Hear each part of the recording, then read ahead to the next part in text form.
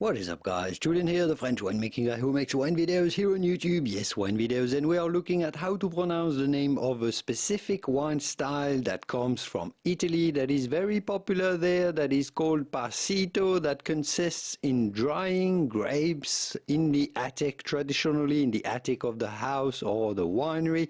Now of course there are dedicated buildings, so sometimes it's just in a corner of the building. They dry the grapes before fermenting them and making some wines out of very concentrated sweet grapes. The sweet wines, dessert wines that are called Passito. Do insist on the second syllable, Passito, because there is a double S here, Passito. Famous Passito include the Passito di Pantelleria, made in Sicily, in Sicilia, in the south of Italy.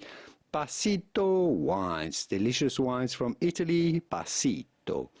If you want to learn more about Italian wines, here are more videos that you should watch next. I'll leave you to it, and I will see you soon in the wonderful world of vino. Arrivederci, ciao ciao.